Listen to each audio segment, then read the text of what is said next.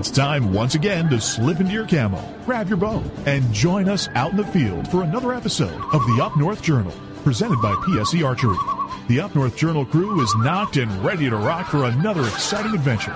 So let's step outside and hit the trail.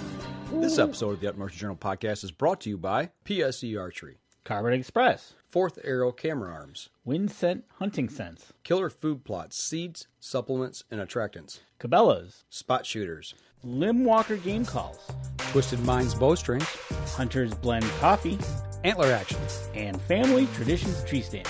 And don't forget you can catch us in syndication at 2 p.m. Eastern Time on GoodTalkRadio.com. Welcome back to another episode of the Up North Journal podcast, everybody. Host Mike Adams sitting in the cabin tonight with Dan DeFall. What's chiming over there, man? I hear something beeping. That's not me. Somebody's beeping. I don't know who's beeping. That wasn't me. Oh, well. We'll go on. No big deal. Good evening, everybody. We're back in the cabin. It's the 6th of May. Yes, it is.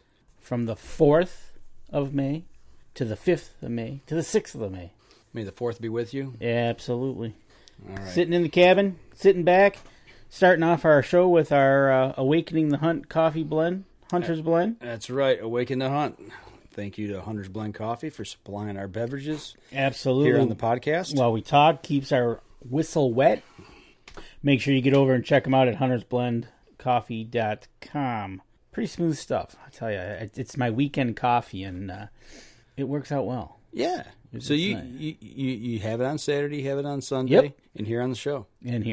Well, it will be going with me to the Turkey Woods this weekend. Good. So good. You start tomorrow, right? Well, my turkey season starts tomorrow. Right. Well, season starts tomorrow, and then whenever you get out there, because you're going to be heading up to your cabin Thursday night, mm-hmm. And you're going to go hunt chase Friday, some thunder chickens. Hunt Friday, hunt Saturday.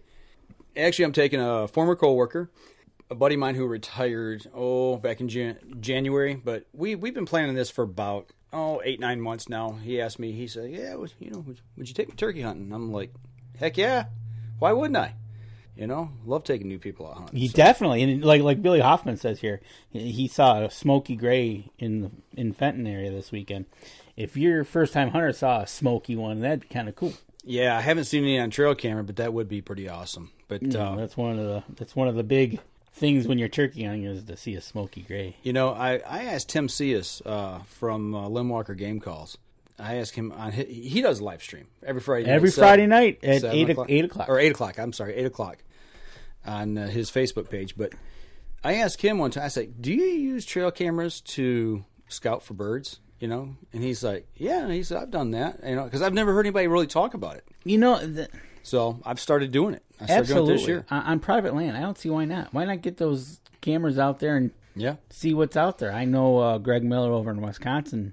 He's posted several pictures. Matter of fact, his wife got one yesterday morning. Her first bird right out on their property, and he's definitely used the trail camera.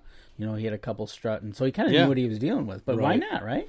Well, what I've been able to do and be able to find out by using trail cameras is, I went up last weekend. I had my cameras in the field for about a month and pulled the cards, got all my info and things, and then I went up again this weekend. We had our annual meeting at camp. Yep. At our deer camp. It's May. So I'm like, okay, well, they've been out another week. I'm going to go pull the cards. In between that month and then this week, I actually went out and have a location to set my pop-up blind because of my trail cameras. Okay, cool. Good deal. You got a starting point. You don't... And then from there, you can go, if you need to, move around. Well, I knew birds in the area. They always come through this one area, and I'm like, okay, well, I got 3 of them strategically placed.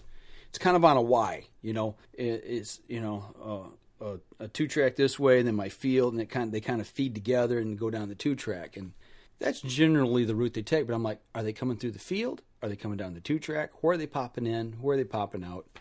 And I put these cameras up, and it worked great, man. I just really, yeah, well, that's cool. That's exciting, really, because where I thought the Y was, where they come together, the 2 travel corridors, right where I thought it would be, and I stood there and I'm looking like, okay, where can I put a pop-up blind so I can maximize my potential to get them coming, going, or hitting that other trail off to the side.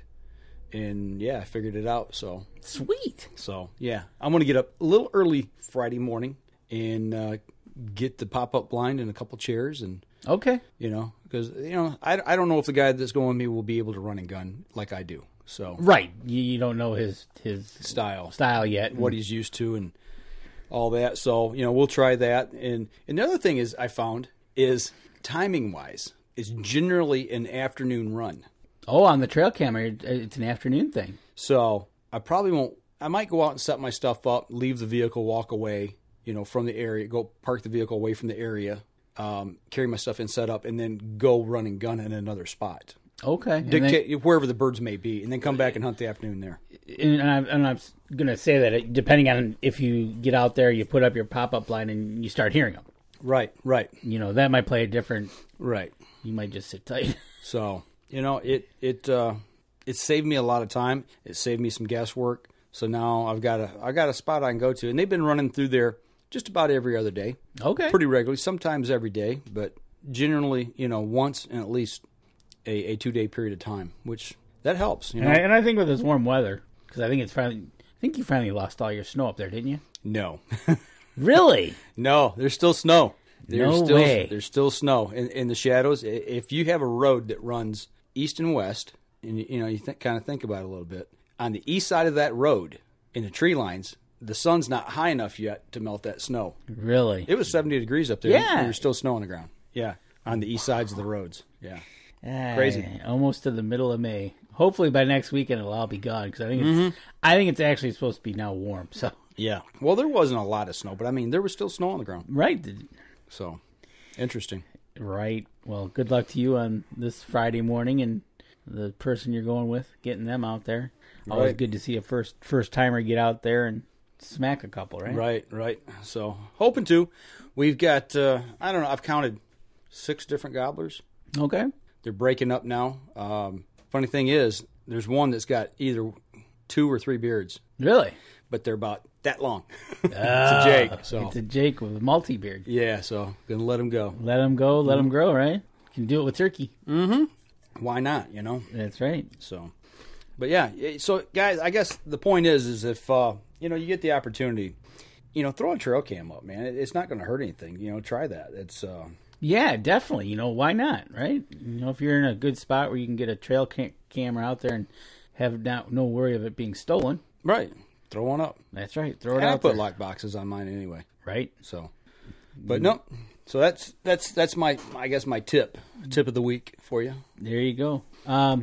Speaking of up north, did you see any deer? Deer are everywhere. Yeah, a lot of deer. Everything that I saw had, like last week, mouth to the ground. You drive by, or you're creeping along a dirt road or a 2-track, and you kind of slow down. They'll pick their head up and look at you, and then okay. He's not a threat. Bang, back to eating. They're feeding. Flat out, they're feeding. Yeah, because it's been a while, and I noticed around here, things are starting to pop on the smaller bushes. So that's right at their level. Right.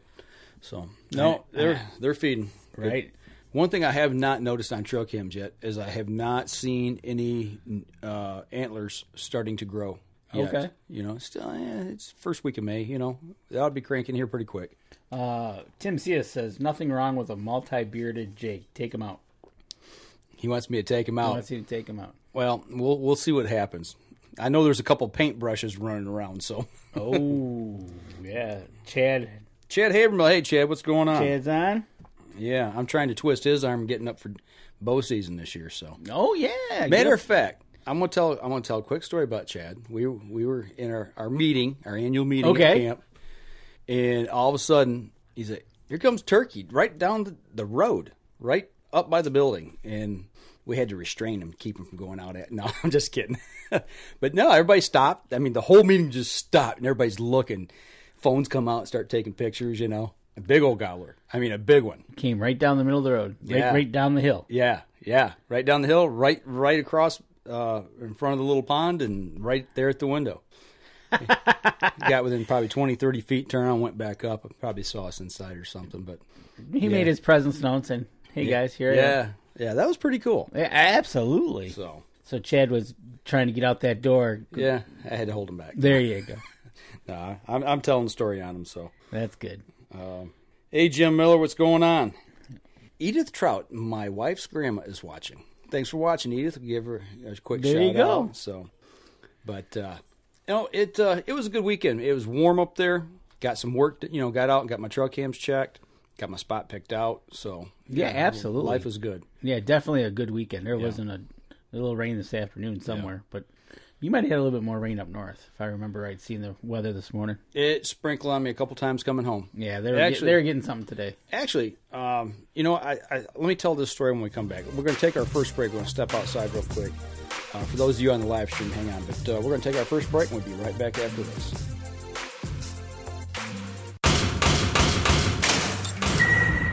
PSE Archery has reinvented the way you buy bows. From now on, you can make the most educated decision possible by basing your bow choice specifically on your shooting needs and goals. All you need to do is ask yourself, what kind of shooter am I? What do I want to achieve? PSE will help find the right category for you. So, what kind of shooter are you? Find out at psearchery.com. Killer Food Plots have been helping property owners for over 20 years create premier whitetail habitat. Whether replenishing your soil with their all-natural Organics Fusion pellets or planting a premier KFP food plot seed blend to help your deer rebuild their bodies through spring and summer while supplying the much-needed high energy during and after the rut, you can trust that Killer Food Plots family and their products will help your deer achieve their full potential. Welcome back, everybody. We are on the second segment of the show. Right before we went to break, I was talking about on my way home. I'm coming down 33. Now, did you leave before dark or after dark? Oh, I left way before dark. I wanted to get home. Okay, all right. Yeah. So the plan was to get home before dark. Oh. Coming down 33, just getting ready to come into Rose City, coming off the hill, and you can see across the top of town, and there's this haze, thick haze. And I'm like, fire. I said, there's a wildfire.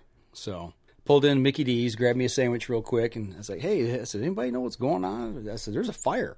Is it a wildfire? And they're like, huh? And all of a sudden, you hear the fire trucks pull out. And I go, well, I guess you're right. There is fire. I'm like, I know there's a fire because I can see the haze hanging over top of town. So I was checking the wind direction and everything. I'm like, I'm going to go see if I can find it.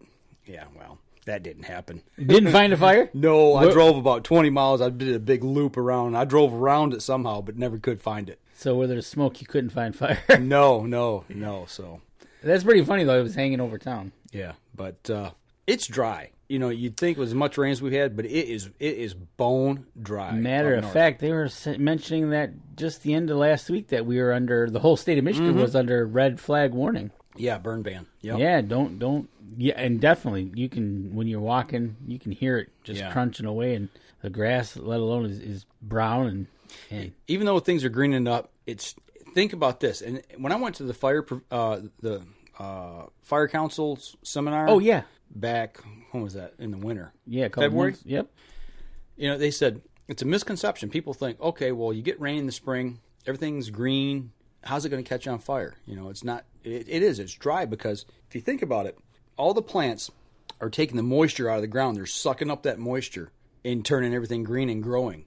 So there's less moisture content in the ground. Yes, it's like you said, those shoots are growing because they're getting water. Where are they pulling water from? Right, the ground. So everything on top of it is just bone dry. Right, exactly. And out in the woods, you got pine needles, you've got old leaves. Right now, they haven't dead ferns. They haven't deteriorated, and and right now the other thing, especially in our area, with oak wilt getting cranked up pretty good. We also got the spruce budworm that's coming through, and there's another disease that's killing some of the spruce trees, and I forget what it's called. But if you're not doing logging on a regular basis and rejuvenating your forest, if you got old growth stands, and there's a lot of that around our property of other surrounding neighbors, you've got standing fuel ready to ignite. I mean, it's like a dry tinderbox. You got standing matchsticks because that's exactly how quick it'll go up, and that's one of the things I talked to my forester about. He says, you're creating almost a natural fire break because If one, where they haven't done it and it comes towards you, there's nothing to burn. There's nothing to burn. Right. So it provides a natural fire break that they could actually. He said they'd probably use your place as a staging area to in case it was coming through. Right. So, well, I talked to a guy that used to work out of the Huron National Forest at that that fire council meeting, and they were talking about prescribed fire and using fire to rejuvenate your habitat. But he has since moved up into the Northeast. But he was talking about the state of Michigan and the mismanagement of the timber, especially in private land area where we hunt is a lot of private land. We're just north of the Huron National Forest. Yep. And he said for years they've wanted to get in there and put prescribed fire to the ground to get some of that fuel load gone. He said if we ever get a fire, he said it can start over on the west side of the state on Lake Michigan, and with the wind, he said 75 won't stop it. He said I-75 won't be a natural break. He said it'll jump with all the fuel. It has before. They had the little fire. Well, they had a fire around Grayling. Well, Mac Lake years ago. Yep. Then just within the recent time, the Grayling area, it went jumped right across. Yep, it jumped. It jumped the freeway. He said it'll burn from Lake Michigan all the way to Lake Huron. No problem at all. Yeah, he said there's just too much dead fuel loads sitting on the ground, and that's one thing I'm so glad to see that we're doing it at our place is some logging and taking care of that, because we lost spruce trees. I had a tree stand in a tree in the fall and took it down that fall, and the next spring that tree was dead. Spruce budworm come in and killed it in 6 months. Wow. It was gone. So and then you hope not to be in that tree and have it fall over. Mm-hmm. Well, when you see the whole tree, it went from green to brown. Really? Literally that quick. Jeez, oh Pete. It killed it. So it's amazing how those little buggers can work. I know it. It's so that's one thing that it interests me is the fact of using prescribed fire in the right situations. But right now, man, if you're thinking about doing anything, that do not burn right now. No burning, no backyard fires. So it could get sketchy real quick. But yeah, I saw that one coming home. Really? And that was actually the reason I went looking. I was going to shoot video. Right, exactly. I know what you're going to do. So I was like, yeah, okay. I had my camera with me. Why not? Yeah. Get out and shoot some video. So on the rest of your trip, did you see some deer in fields? Yes, all the way home. Just like last time, deer feeding. I mean, they're putting the feed bags on. The older deer, this is what is really interesting. We've talked about doe management, shooting the older does because they produce more does than they do bucks. But think about this too. At this time of the year with green up, who's going to get the best food that's available? What little food there is? The mature does. Yep, mature does are heading for they're going to be mowing. They're going to be fighting and running off all the other younger deer. Right, exactly. They come in and feed on my green grasses. They're looking for anything green. So, with that being said, the little deer look little. I mean, they look like they're starving. But you look at the bigger deer, okay, yeah, they don't look like they do going into deer season, but they're in a lot better shape than the younger ones. Absolutely, that's the whole thing of it is how do they look coming into May, because we're gonna have fawns dropping here soon. Right now we're into May, so those healthy does that might have had a little bit of stress are going to be dropping some deer. They need some green up now. Right. So I listened to somebody this weekend. I had the opportunity to hear a little bit of deer talk. Okay. And something I didn't know. How much do you think an average fawn needs per day of milk from its mother? Oh. Well, we know deer need 5 pounds a day. Yeah. Average, yeah. Average adult deer need 5 to 6 pounds of food a day. A day for one fawn a day. Average milk. I'm just gonna say a couple pints. Okay, so a pint's what? 8 ounces? Yeah. So you're saying 16 ounces? So 2 pints, 16 ounces of milk a day, I guess. Almost quadruple that. 62 ounces. A big gulp. Yeah. 64 ounces. 64 ounces of milk they need a day. Which is what, a half gallon? Yes. Half gallon. Yep, so 128 ounces a gallon. Okay. That's one fawn. One fawn. So okay. If they've had triplets or double, they need. You're reading my mind right now. They need for twins. They need a gallon of milk They need to produce a gallon of milk a day for those 2 fawns. And the subject came up because we were talking at camp about it, and it came up that someone had seen a fawn. Somebody had seen a doe last year with triplets, And it's like, okay, so you go from a gallon to now a gallon and a half. Think about how much food, extra food that deer is going to need to consume at this time of the year to start providing milk once those fawns hit the ground. I wonder how much out of the 5 pounds that is needed for the deer itself, what that translates into milk production. Oh, well, I see. That's just to get them through that's just on average. A daily consumption of food is 5 pounds. Is 5 pounds. So now, how much of that relates to how much more do they need to produce that? That's what I'm saying. You okay, a 5 pound gets this daily supplement of food. Okay, boom, I have a fawn. Mm-hmm. Do I need 6 pounds? Do I need 6.5? I wonder how much milk is produced per whatever they measure it out. Right. So yeah, they're going to be dropping fawns here in the next couple of weeks. So yeah, they're going to need they're going to need a lot of green. Well, yeah, and you think about that. If you have food plots and there's nothing in them, I mean, where does that come from? Think about the population now. If you got too many deer, your carrying capacity is exploding, and you're at that tipping point. Which our area up there, we're overbrowsed. We got too many deer. Our sex ratios are askew. So how does that correlate to this time of the year when you start trying to provide food for milk production? When do you start planting and getting food into the ground and food plots? People are already saying they've already started planting. I already know people that are planting. They're getting, they're putting discs to the ground right now. And really, that's almost too late.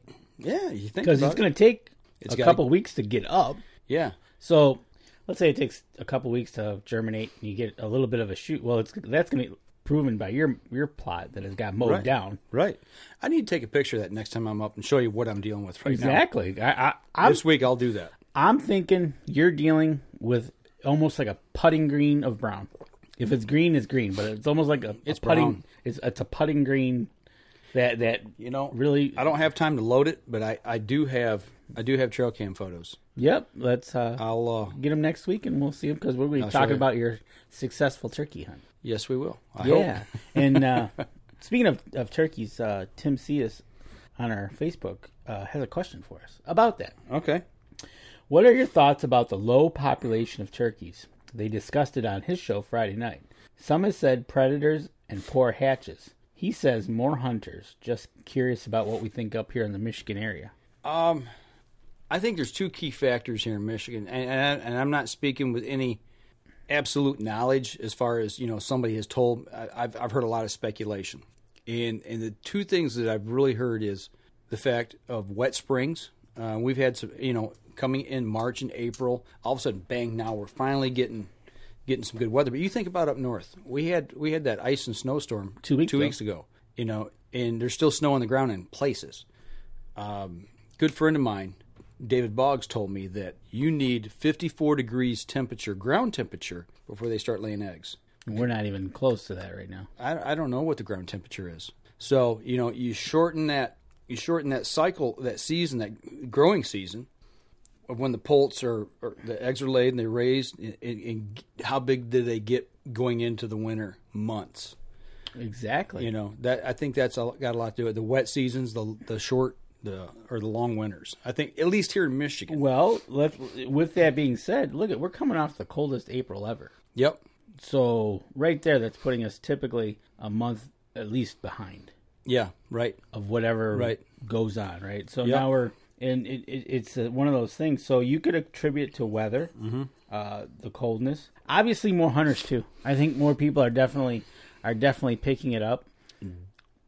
Hold on to that thought. Let's take our next break. We'll come back. Let's continue this conversation. We're going to step outside real quick, take our next break. We come back, we will answer that question. We'll be right back after this. PSE Archery has always dominated the speed category. Now, the most revolutionary cam system ever to hit the market has perfected the shooting experience. Introducing PSE's Evolve Cam System, featuring extremely high let-off capabilities and the smoothest draw cycle in history. No other cam system has ever delivered this level of total comfort and total control. Experience PSE. Experience performance. Killer Food Plots have been helping property owners for over 20 years create premier whitetail habitat. Whether replenishing your soil with their all-natural Organics Fusion pellets or planting a premier KFP food plot seed blend to help your deer rebuild their bodies through spring and summer while supplying the much needed high energy during and after the rut, you can trust that Killer Food Plots family and their products will help your deer achieve their full potential. Welcome back, third segment of the show. Hey, AJ Regal's on board. Hey, AJ, what's going on? So, getting back to the question. Yeah, question coming out of West Virginia. So I'm assuming that their populations are down there. They must be having some low population. So what's the cause of this? Some predators, poor hatches, more hunters. He's curious about what we're thinking here in Michigan. Are you seeing less birds? Yes. Interestingly, up at our place, we're seeing more birds. And I think that that's why I'm saying I think the hunting for it is increasing. I know public land hunting here is really tough. It is. It is tough. And the way they allot tags, it's pretty much been the same for the last 10, 15 years.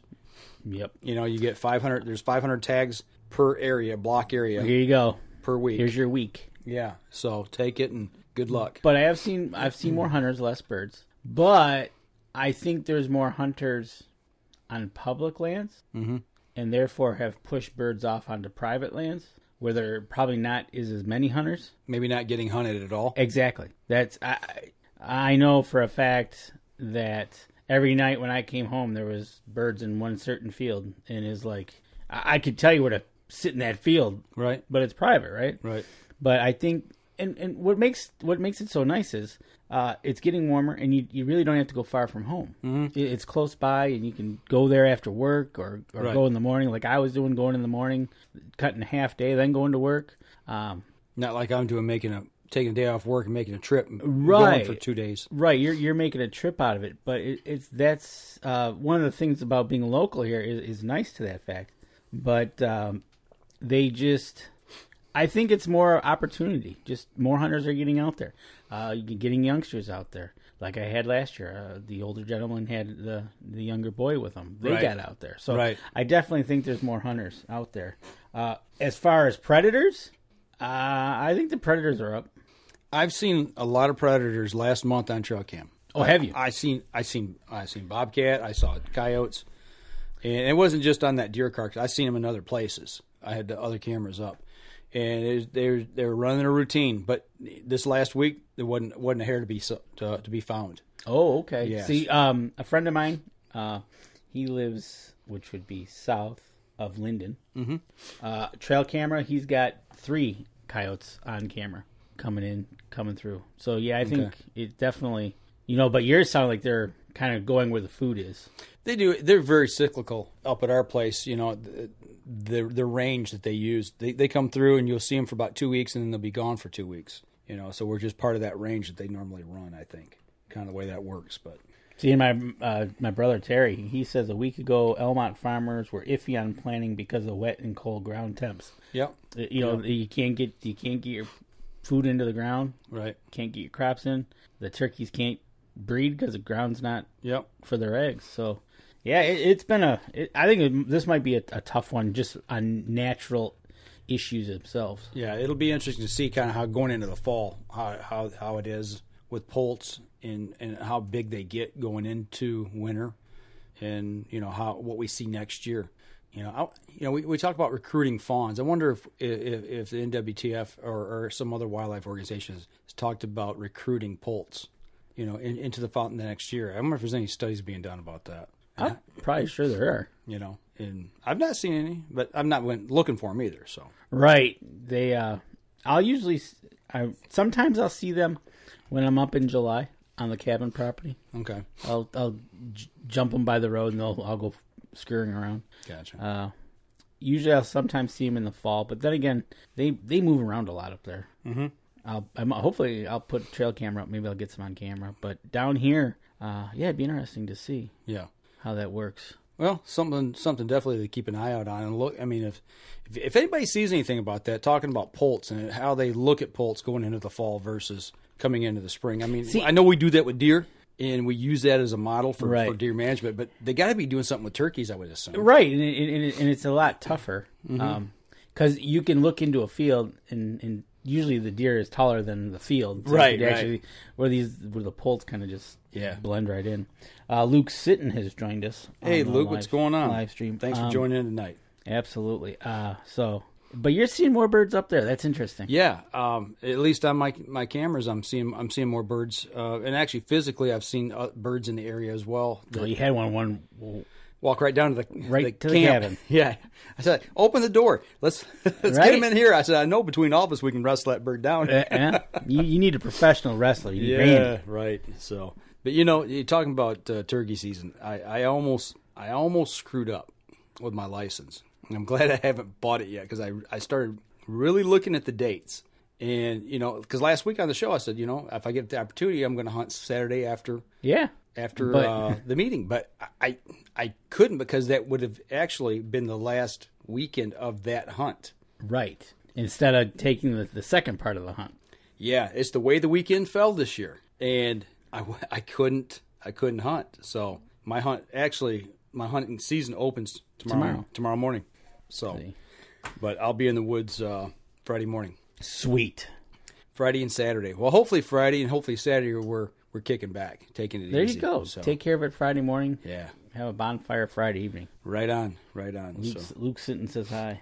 So, yeah, I seen he posted a picture. They found some shed antlers. Yeah, they not too shabby doing a little shed hunting in northern Michigan. Been busy. I think it said 65. That's a lot of boots on the ground. That's a lot of boots walking. Yeah, that's not too shabby when you can go out and find 65 sheds. Do you shed hunt? I do. I mean, do you go out and go, okay, today I'm going to go shed hunt? We did actually. Kelly, I, and Gabby, we did a little shed hunting behind the house because we knew we had that 9-point back there, and I was like, man, it'd be nice just to get the antlers. Find that guy, and we looked pretty good. I said, okay, we're gonna go this way one day. We went in different directions, and just nothing. Okay, that's not to say other people have been back there though either. Right. Do you think he made it through the season? I think so. I'm hoping to see him. I really haven't been paying attention. I know there's a gaggle of deer that are in the area hanging around. I think he did. I remember seeing him. I thought it was him a couple weeks ago. Okay. Yes. I didn't find any dead. That's good. No bodies. So down here, the snow was different than it was up north. Absolutely. Especially that last one. Oh, yeah, that last one was... I got to talk to my forester again. He said the deer were looking pretty bad coming off that ice storm.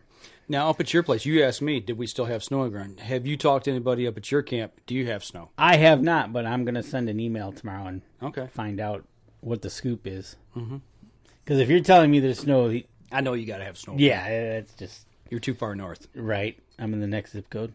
Absolutely. So... Well, I'll tell you what. Why don't we take our last break? We save what little time we got here. We'll talk a little more here at the end. I got another quick little thing I want to run through about this weekend. So we'll be right back after this.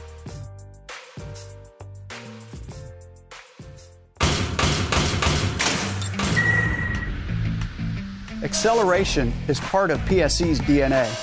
PSE pioneered the speed movement. Now they've developed the vapor category to help you find the most powerful bows on the market to fit you. High speed equates to intense power and building the momentum you need to be successful. Are you a vapor shooter? Find out at psearchery.com. Killer Food Plots have been helping property owners for over 20 years create premier whitetail habitat. Whether replenishing your soil with their all-natural Organics Fusion pellets or planting a premier KFP food plot seed blend to help your deer rebuild their bodies through spring and summer while supplying the much-needed high energy during and after the rut, you can trust that Killer Food Plots family and their products will help your deer achieve their full potential. Welcome back. Last segment of the show. Sitting here chatting deer and turkey. All things good. Talking about up north. But I was up north this weekend. And it didn't take very long until I had the creepy crawly. Uh-oh. Yeah. Mr. Ticks. Yep. Here it is. Half a week into May and you're playing with ticks already. Last weekend we did the deer browse study. It was cool. It was a nice day. Don't get me wrong. But it was cool. We're just coming off that snowpack. It just melted that week. And you didn't get none.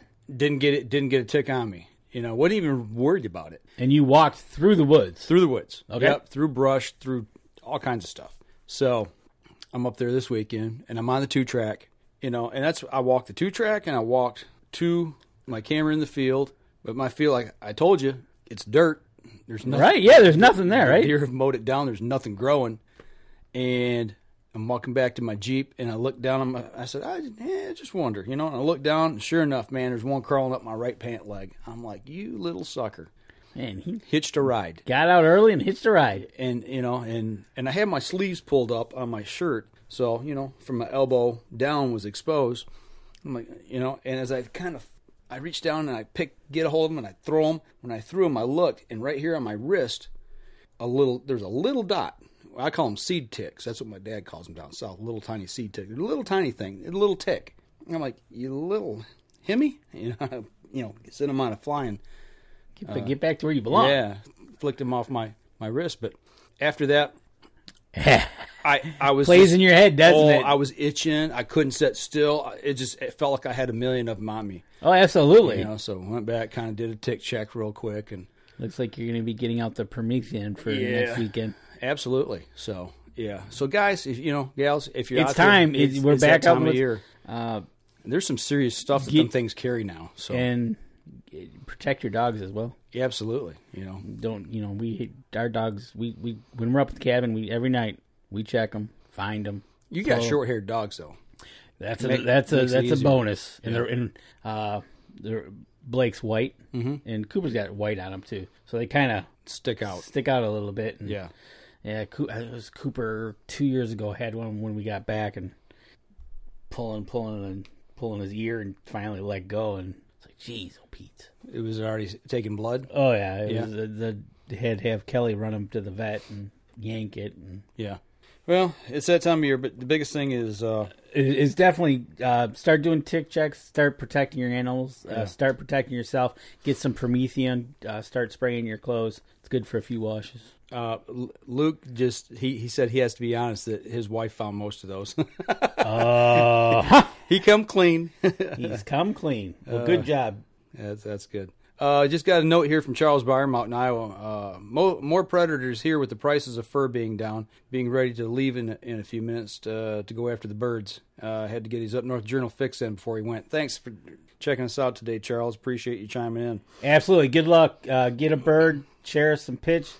That's funny that what he said there about the price of furs. Mm-hmm.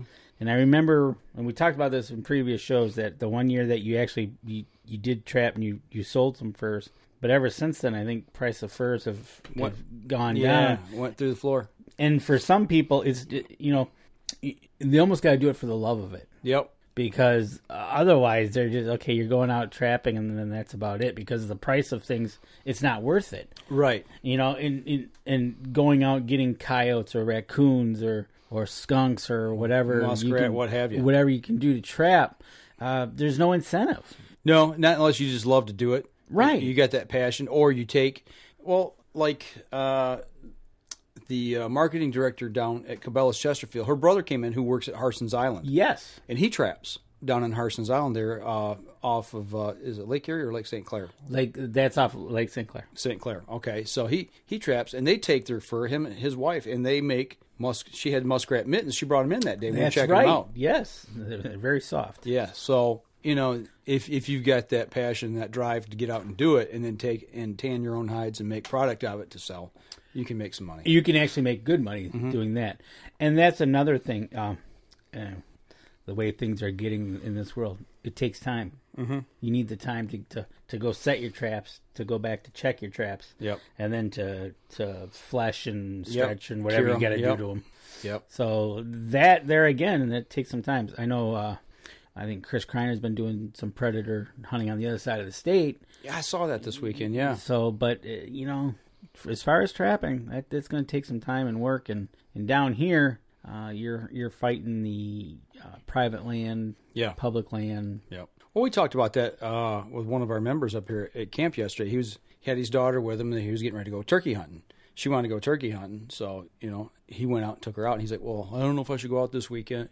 Tonight I should wait till tomorrow." I'm like, what are you going to do? You're going to sit here at camp. What are you going to do? I said, what's the worst can happen? You don't see a turkey. Big deal.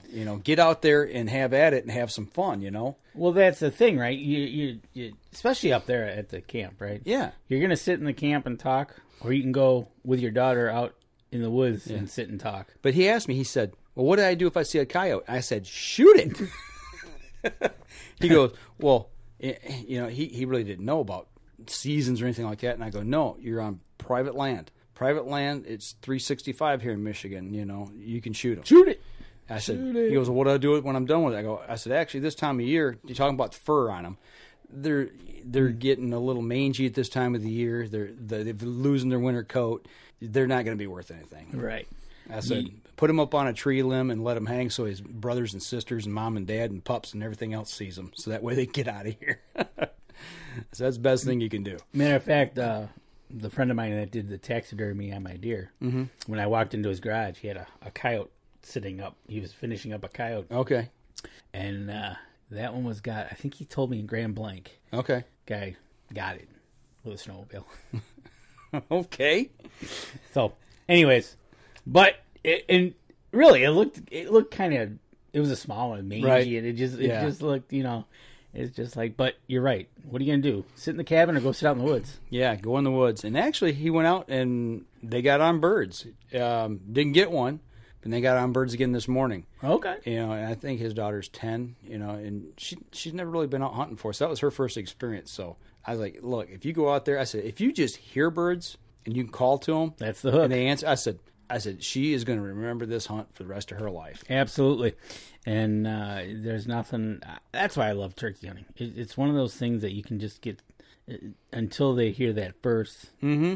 Man, I don't care. You can be sitting there pitch black, quiet as a jaybird. You hear the frogs or crickets or whatever. And then as soon as a gobbler fires off, it's just like. He said they were about 50 yards away from him. That's about as close as they could get him. Huh? And they seen some birds, further off, but he said, yeah, that Tom was firing off at about 50 yards. I said, yeah, she'll remember that hunt for the rest of her life. I wonder how I don't think you passed any streams to see any trout fishermen, did you? I actually I crossed the Asabo. The way I go now, I take a back road to camp. Okay. And I cross the 4001 bridge. That's a bridge everybody knows there, just out of mile. And there was a couple cars in the parking area, but I didn't see anybody in the river either way. And I actually stopped and took pictures. So okay, because I looked. The cameraman on Channel 4, where they do the picture of the river. Mm-hmm. Oh yeah, there was boats just lined up on the American side. The walleyes are running, so right. You got walleye, you got trout, you got turkey. It's just like this time of year is good, man. The spring smorgasbord going on. Yeah, this time of year is good. Actually, we had a turkey in our front yard this week. Jake told me one day. My son's home from college. He came in on Wednesday. And it was either Wednesday or Thursday. He come pulling in the driveway. He said there was a hen in our front yard, and she ran over here between us and the neighbor.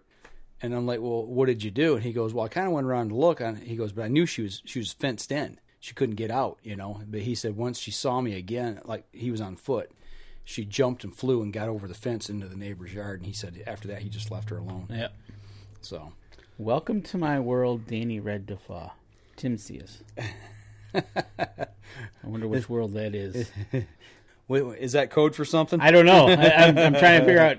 I'm trying to think of what he's talking about. Okay. But anyways, yeah. So, getting back on the turkeys and everything going on, yeah, their walleyes are running. So I was just wondering how the trout people were doing up there. I know last weekend, a guy I used to work with who works at a different place now, we were talking back and forth because he knew I was going up last weekend, and he was going to fish the Asabo, but he's never been trout fishing before.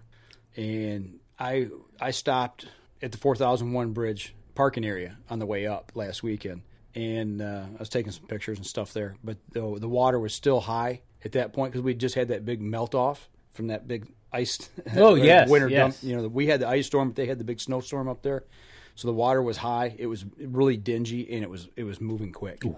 So he didn't get a bite at all. Really? And I talked to a guy I work with who was up on the west side of the state, pretty much the same scenario over there. Water was too high. Yeah, and it was too cold. It was windy. Well, current was quick. It kind of makes sense. They caught a couple right off the bat, and then the rest of the weekend was kind of dead. Okay. And by the way, Tim Cia says it's the gobbling in the dark in the morning. Oh, okay. Yep, totally understand that. So that even proves into fishing. Uh-huh. Here we are coming off the coldest April. Yep. The weather hasn't been the greatest. Yeah. And even the fishing sounds like it kind of got messed up a little bit. Yeah. I remember I went up about 6, 7, 8 years ago. I went up to a trout camp on the opener. And I remember it being cold. I remember it being wet and windy and cloudy. We caught fish, but not gobs of fish. Right. You know. Matter of fact, I think I remember seeing some video.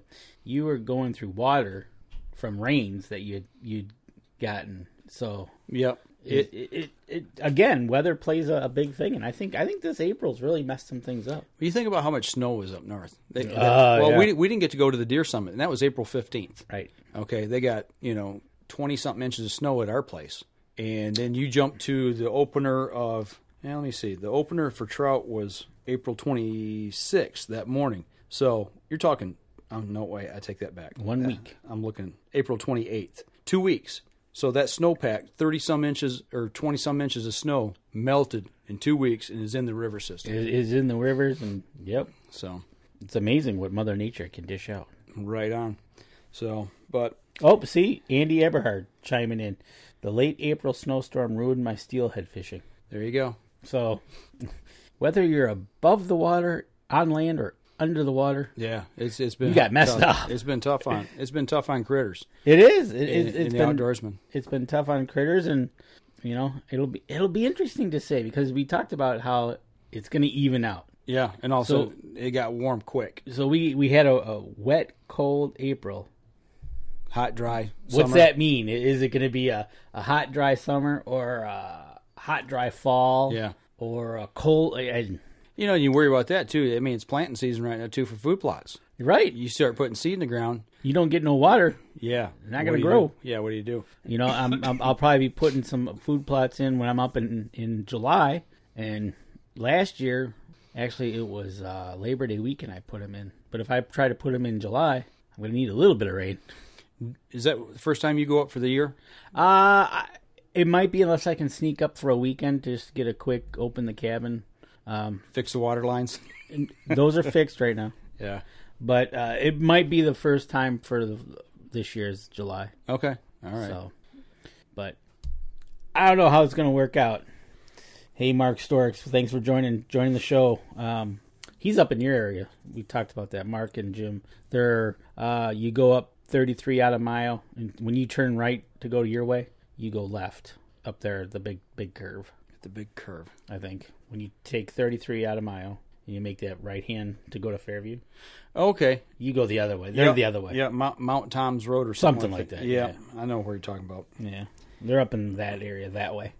So he's probably. I know he's got. I think they got 20 acres that they deal with. Okay. So, but yeah, interesting spring we're having. And when we get to fall, by the time we get to fall, it'll be an interesting summer that we have. Yeah. Well, I'm just waiting to get the bows cranked up, get them out. The weather's been a little iffy here this week, when windy. Man, the wind this week was horrible. I was going to get out and shoot a little bit, and actually I was going to go ride the bike actually today after I got everything done in the yard and start getting miles back on the bike. Yeah. I've only been out twice this year so far, and I come in and I was going to change clothes real quick, and all of a sudden the temperature just dropped about 15, 20 degrees in like an hour. It was amazing, but yeah, it is. It's been a really goofy year. Andy Eberhard suggestion. We need to get a meteorologist on to talk about the extended forecast for the summer and fall and the impacts of a cold April. Okay. I can talk to our guy about that. He's always interested in things of that nature. It would be interesting to see what he has to say. Yeah, how things ride and even out, and what trends may happen with that. Yeah, I've kind of got our weather guy in my back pocket, so to speak. The one that I work with every day. Uh-huh.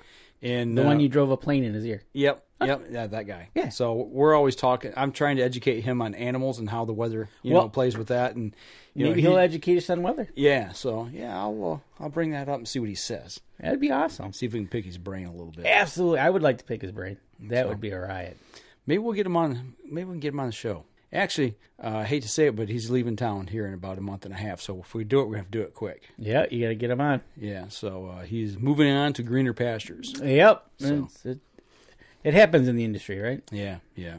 Speaking of something here at the industry, we got about 3 minutes here left. Now, I want to say something real quick, and I'm not going to mention names or nothing, but I've got a real good friend, and he had an accident this here last week. And if you just take some time and just give us some positive thoughts or prayers, and hopefully later we know more. It just happened, so we're just getting details. We're just getting the very beginnings of it. But once this person wants to talk a little bit about what happened, we'll be able to share a little more. But right now, we just want you guys and gals to send some positive thoughts to one of our friends, and that's about all I can say about it right now. A friend of the UNJ. Yep, a real good friend. So, and when you guys are out in the field, whether you're planting food plots, getting tree stands, doing prescribed burn, whatever you're doing. Whatever you're doing out in the field. Stop, take a breath,